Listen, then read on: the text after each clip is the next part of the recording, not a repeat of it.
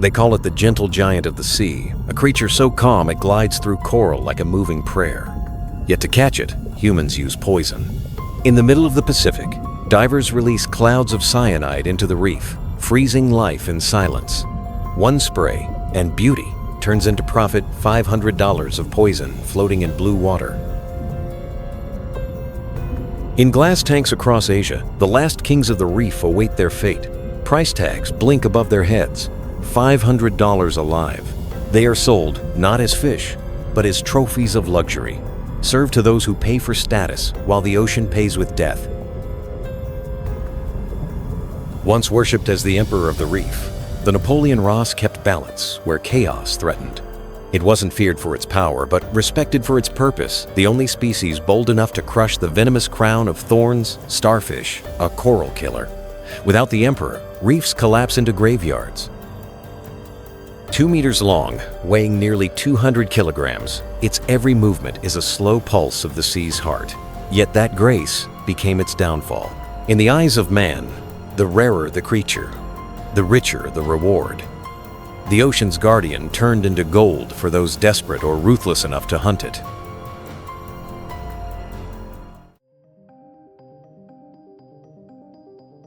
On the coasts of Southeast Asia, darkness hides desperate men. They dive with old oxygen tanks, ropes tied to their waists, and bottles of cyanide disguised as salvation. Beneath 40 meters of pressure, they gamble their lives against hunger. Every dive could be their last, but one fish can feed a family.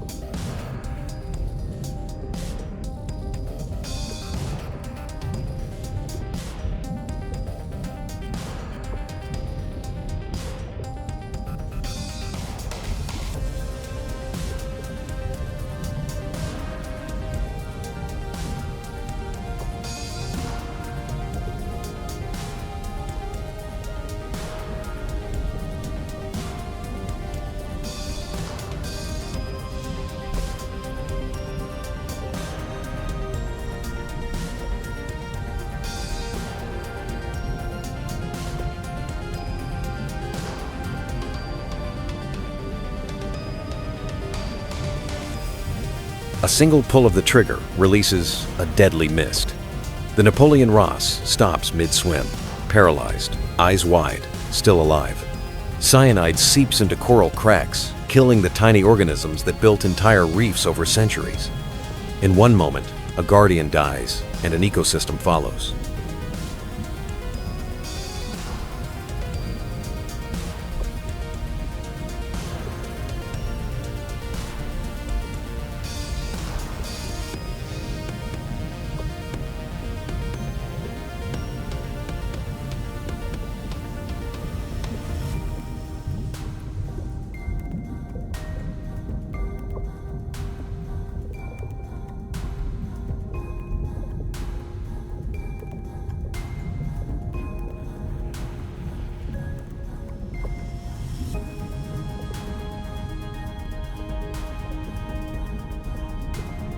When the divers resurface, they drag both treasure and guilt.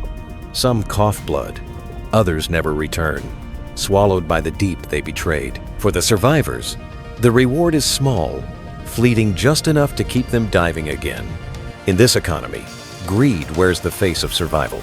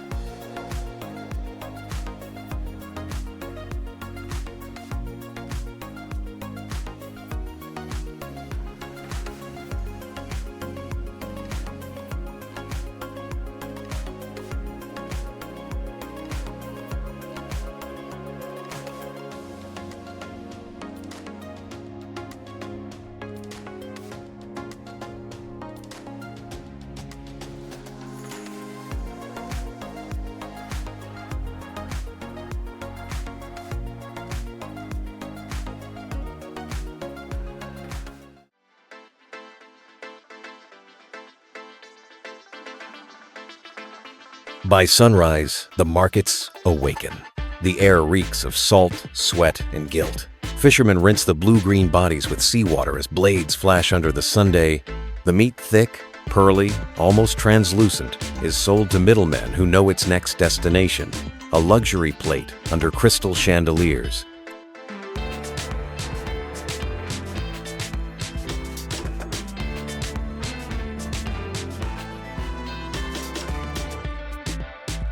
In Chinese banquets, it's called a power fish. The rarer it is, the higher the status. Each slice is celebrated with champagne, each swallow a quiet death for the sea. A single meal costs $1,200, a fortune for taste, a sentence for nature.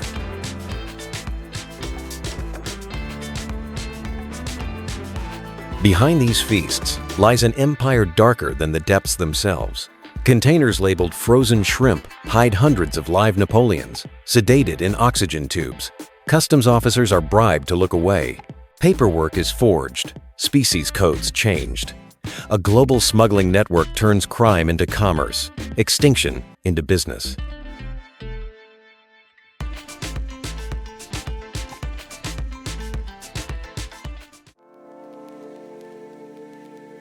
The stricter the ban, the higher the demand.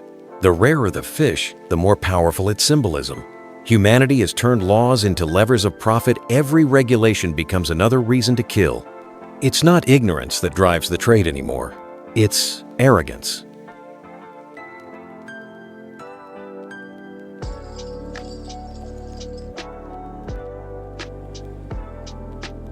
Each year, investigators uncover shipments worth tens of millions of dollars, luxury restaurants serving endangered species under coded names. Beneath the polished plates and glittering lights, a silent truth hides. This is the taste of extinction.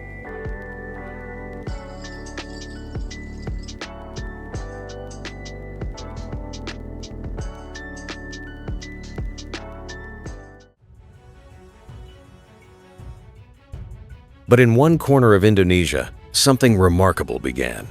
The Wakatobi Islands, once known for hunting Napoleon Wrasse, now protected. The same men who use cyanide have traded poison for patience. They've become dive guides, leading tourists to witness the living emperors they once chased to death.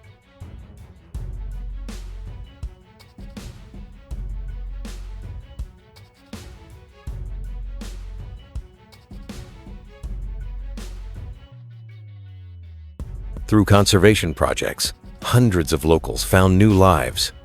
They restore corals, farm seaweed, and teach children about the ocean's pulse. Every time a wrasse is released back into the reef, they gather for a small ceremony, a quiet apology whispered into the water. "Swim free, King."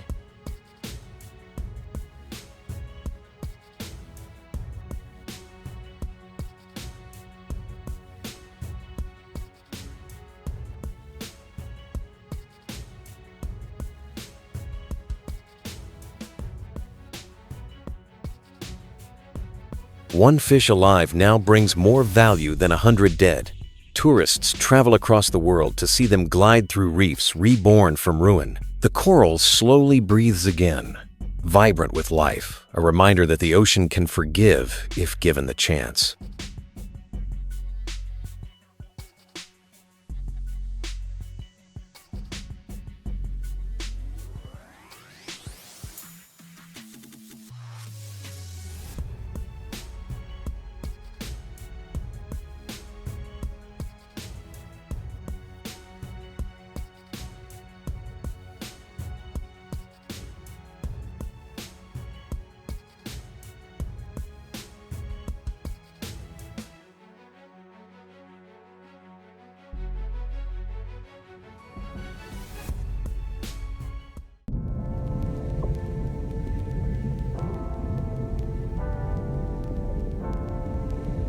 Yet beyond these islands, the silence spreads.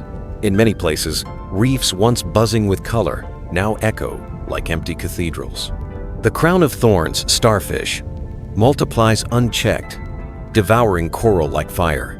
The loss of one species unravels the web of life beneath the waves.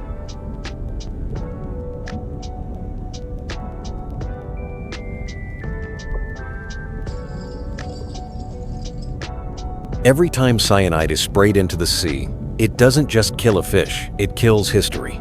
Centuries of growth reduced to dust in seconds. The reef doesn't scream, it just fades. And humans mistake that silence for peace.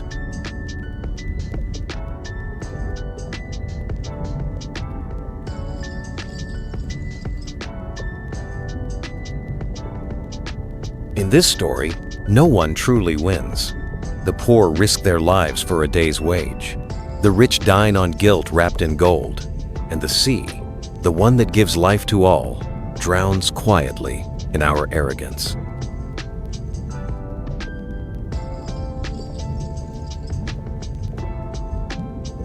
The Napoleon Wrasse was once a guardian, a king, a miracle of nature.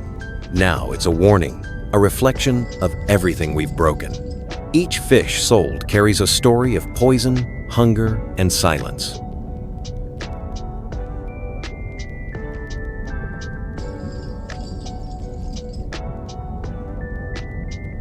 $500. That's what a living soul is worth to us. But the real price is the silence left behind, reefs gone gray, oceans gone still, and children who will never know the color of a living sea.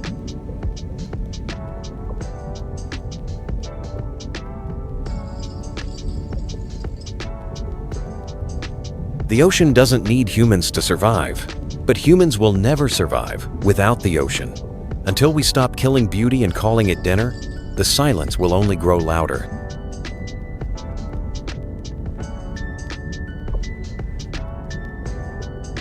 This is not just a story about a fish. It's the story of us, of what we take, what we destroy, and what we can still save.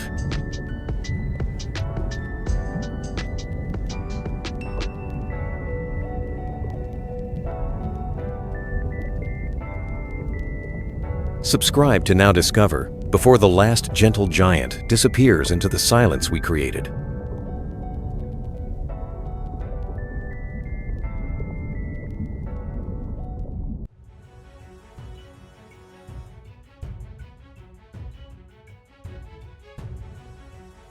After witnessing how the gentle giant of the Pacific, the Napoleon Wrasse, was poisoned and sold for $500 of silence, we travel to the heart of America, where another misunderstood creature is rewriting its fate. This time, the monster isn't under the sea, it's in the rivers.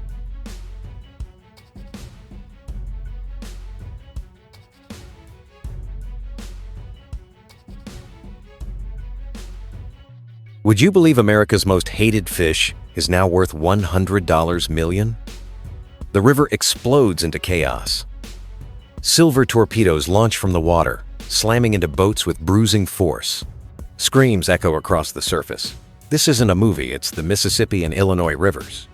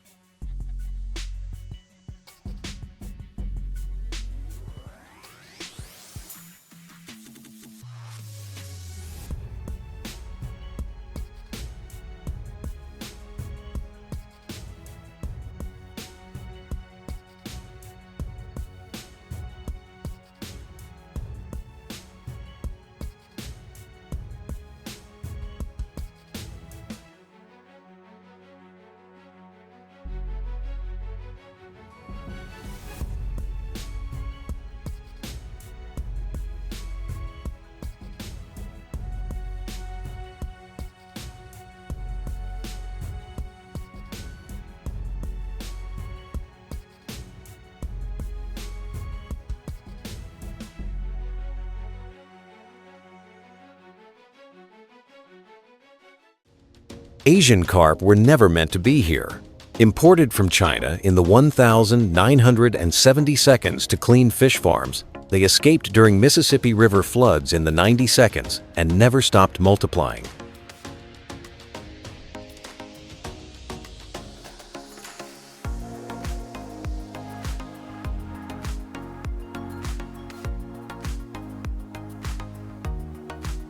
Each female lays over 1 million eggs a year.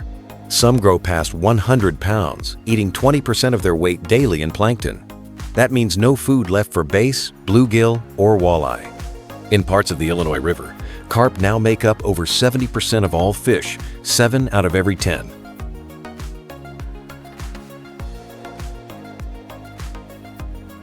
They're just 60 miles from Lake Michigan. If they reach the Great Lakes home to a $7 billion fishing economy, the balance collapses. The U.S. built electric barriers, ran capture campaigns, and spent millions trying to stop them. Nothing worked. So, one question remained. If you can't beat them, can you profit from them?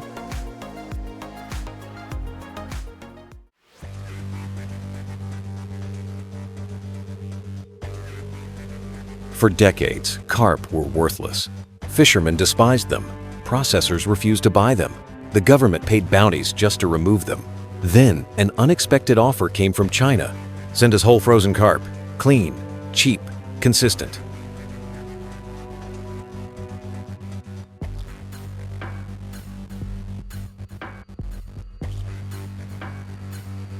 That single deal changed everything.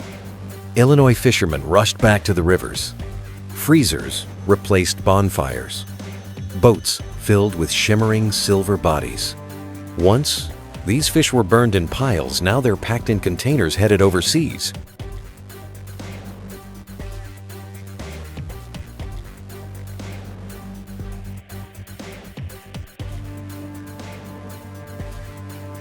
$15 million harvested annually, each load worth hundreds of thousands of dollars. In one season, towns that were dying on the riverbank found new life. The same invader that drained budgets was now fueling families, factories, and exports.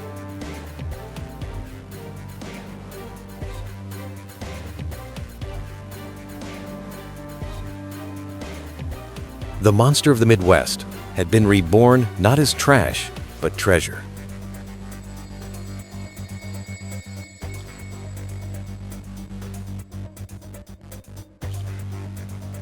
This isn't fishing, it's war. Steel boats 70 feet long slice through the current. Nets stretch wider than basketball courts.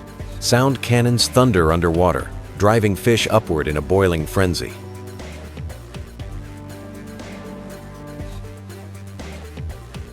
Thousands leap from the surface, living missiles of muscle and scales. Crews shout, engines roar. The river explodes with motion. 3 tons, 4, sometimes 5 hauled in before sunset.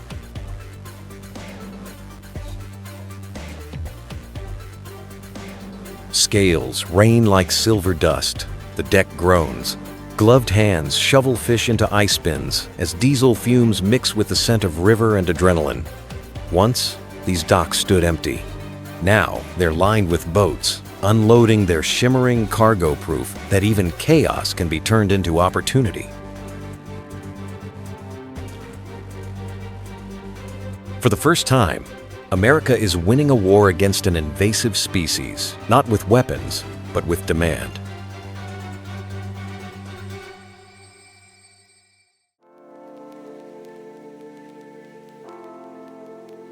The roar of the river fades into the hum of machinery. In Kentucky and Illinois, trucks unload thousands of pounds into USDA-certified plants. Cold mist fills the air, knives flash, conveyor belts hum.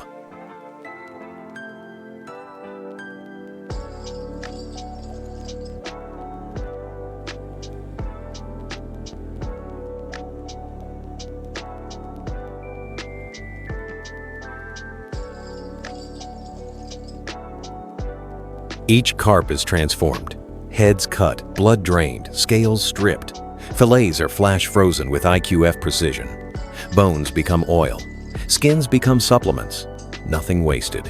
For workers, it's not just processing, it's pride, a paycheck, and stability.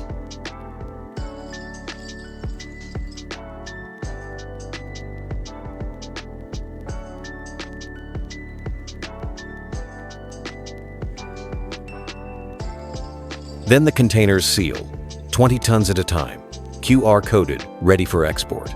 Inside lies what America once called trash fish. Outside waits a hungry world.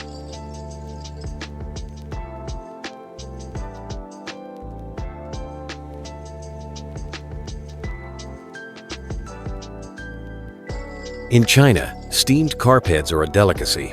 In Vietnam and Thailand, it's minced into fish cakes and dumplings.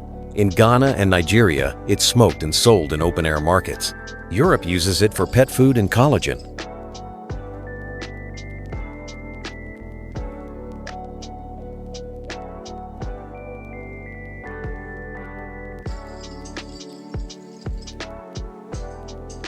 Each container can generate over $200. With exports exceeding 15 million pounds a year, what was once a plague has become a thriving $100 million industry, proving that even a curse can be reinvented as capital.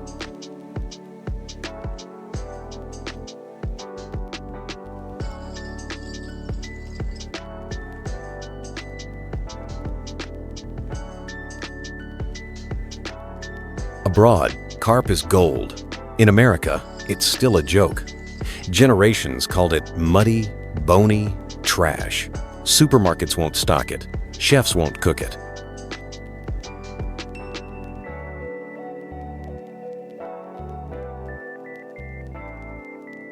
So Illinois tried something radical, a rebrand. Kopi, a clean name for a clean fish. Tastings rolled out across Chicago. Diners braced for something foul and froze in shock.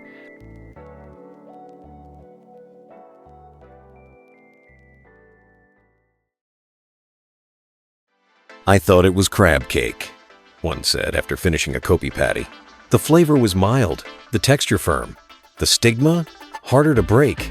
Food trucks now sell Kopi tacos. Restaurants sneak it into menus, but acceptance is slow.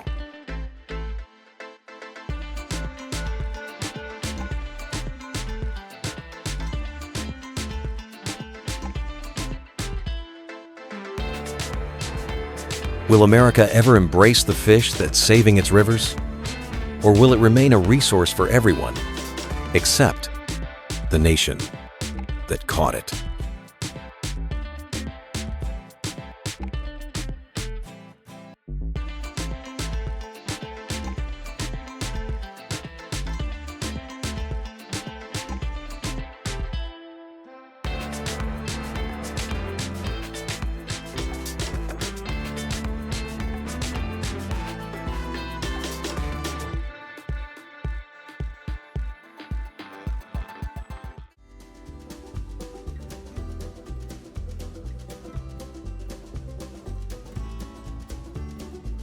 Millions of pounds pulled from the rivers every year, and slowly, balance returns.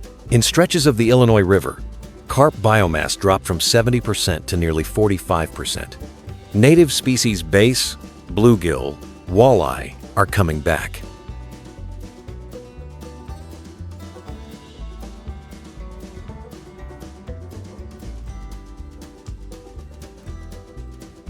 Waters once choked with plankton run clear. Underwater grasses grow again. Eagles circle above restored ecosystems. And the money from carp exports?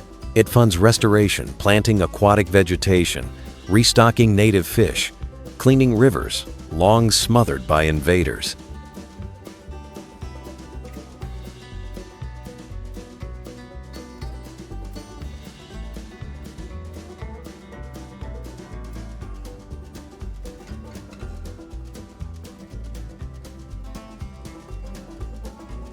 For towns along the banks, the change is tangible.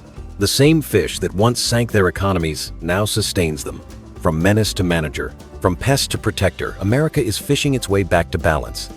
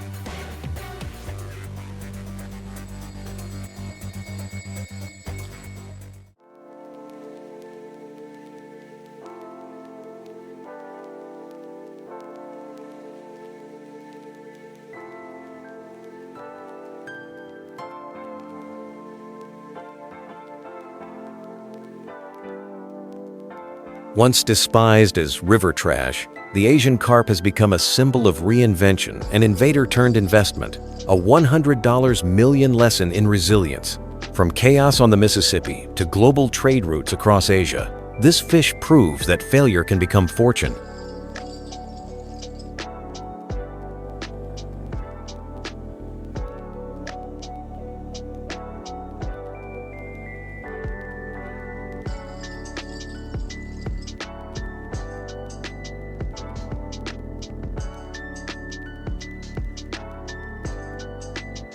Communities gained jobs, rivers regained life, and America gained a new perspective that sometimes the solution isn't destruction, but transformation.